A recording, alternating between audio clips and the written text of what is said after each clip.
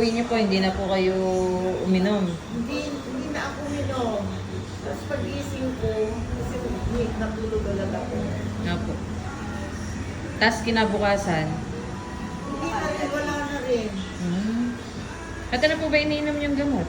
Painkiller, pain, para hindi ako pero umiinom ako, masakit pa rin. Ngayon hindi na ako umiinom.